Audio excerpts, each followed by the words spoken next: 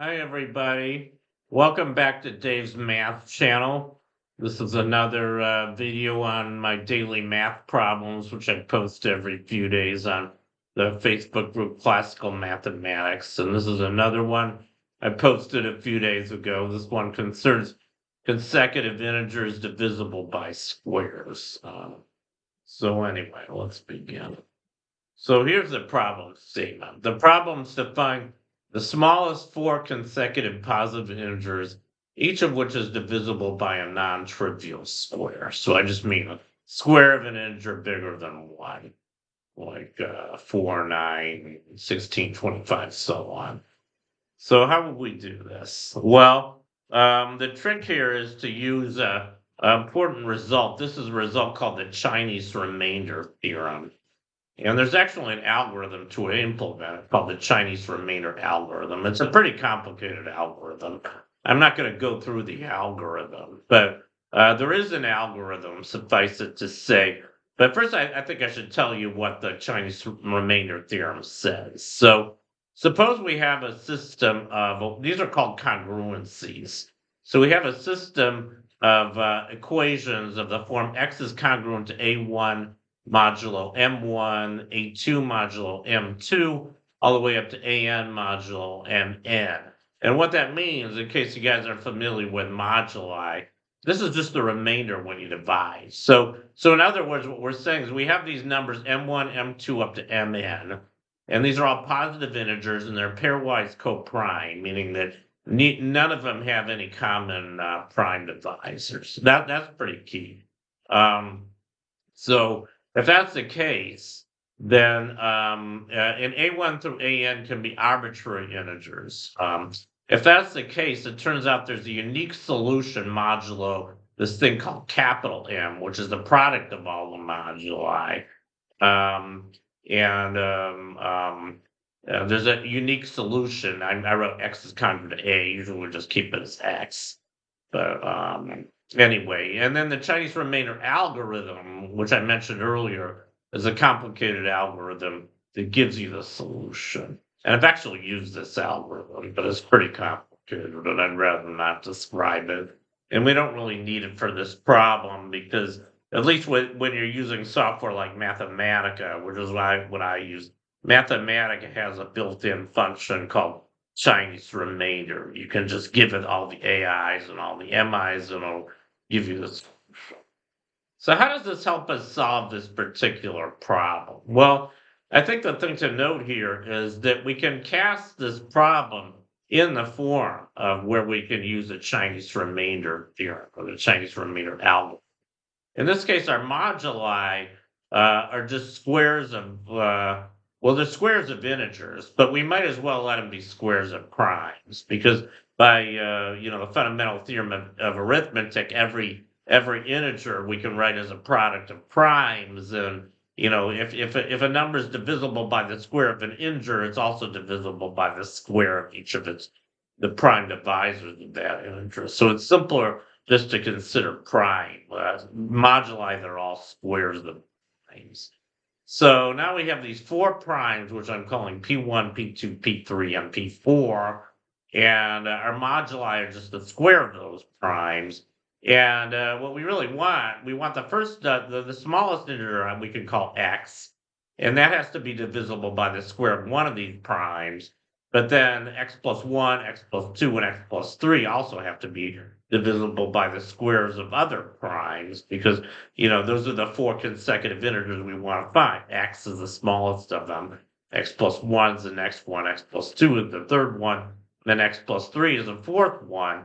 And to say that x plus 1, so we're saying that x is divisible by p1 squared, x plus 1 is divisible by p2 squared, x plus 2 is divisible by p3 squared, and x plus 3 is divisible by p4 squared. That's just the same thing as saying that x is congruent to 0 modulo p1 squared is congruent to -1 modulo p2 squared, minus 2 modulo p3 squared, and minus 3 modulo p4 squared. So that's exactly the right form we needed. And this is the form of where we can apply the Chinese remainder theorem. Note that this is that our AIs, our A1 is 0, or A2 is -1, and is 4 in this case. A3 is -2 and A4 is -3. And our M1 is P1 squared, or M2 is P2 squared, M3 is P3 squared, and M4 is P4 squared. So I think you can see it's in the right form. And, it's a good idea to start with the four smallest primes, 2, 3, 5, and 7. But we have to consider every permutation. There's 24 permutations of four unique different numbers. So we have to try all 24 permutation. And I actually wrote Mathematica code to do all this. What you do here is here's the code. It's just this function I'm calling consecutive integers divisible by squares. And we start with a list of primes, and the list can be as long as we want. I'm just starting with a list of four primes when I run it. Maybe it should be four primes because it looks like we're using a Chinese remainder algorithm here with four values of AI, 0, -1, -2, -3. Yeah. So I guess primes has to be a list of like four, the way I've written this. But that's what we want for this problem. So we're okay. Yeah. So anyway, the way we run this thing, this is the code that's going to do this. It just uses the function called Chinese remainder. It goes through all 24 permutations. Yeah, and I guess len, the thing I'm calling len is 24. It's just the length of the list of permutations of our four squares of our four primes. Um, so anyway, this code will do what we want. And I had to run it three times. First, I ran it with the primes 2, 3, 5, 7. That's the simplest case. And like I said, there's 24 possibilities, 24 permutations. I don't know if you can see these numbers are a little bit small, but the numbers in the left column, those are the smallest values of x in our set. And you can see these are pretty big values. Most of them have like 5 digits. So most of them are, over 10,000.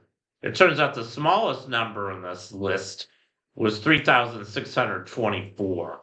So if we use the primes 2, 3, 5, and 7, we do get a solution where our smallest integer is 3624, which is divisible by 4, and then I mean you can see it. Where is it? 3624. I have to find it on here. I think it's the sixth from the bottom, or one of them. Um, I'm not sure. No, it's the fourth from the top. Yeah, so 3624 is divisible by 4, which is 2 squared, and 3625 is divisible by 25, which is 5 squared. 3626 is divisible by 49, which is 7 squared, and then 3627 is divisible by 9, which is 3 squared. So that is a solution, but it turns out it's not the optimal solution. We have to try some other combinations of primes. So now here I'm doing 2, 3, 5, and 11, and actually this is a little bit worse. If we use those four primes, the best solution we get for the smallest member is 3750. Um, yeah, I'm not going to go through all the primes it's divisible by, but it is a solution. But it's not the optimal solution, obviously, because we did better with 2, 3, 5, 7. But actually, when we use 2, 3, 7, 11, it turns out we do actually get the optimal solution. I think you'll notice the fourth from the bottom here is 242. That's a pretty small solution. That's a lot smaller than anything else I found. So for 242, this is a pretty remarkable solution. This is the one I showed on the first slide. 242 is divisible by 11 squared, which is 121, just 2 times 121. 243 turns out to be 3 to the 5th power. Since 5th power is bigger than the square, I mean, it's obviously divisible by 3 squared. And then 244 is divisible by 4, which is 2 squared. And finally, 245, that's 5 times 7 squared, 5 times 49. So this works. And it turns out this is the optimal solution. And it's not too hard to prove that this is optimal. And I go through the proof in this last slide here.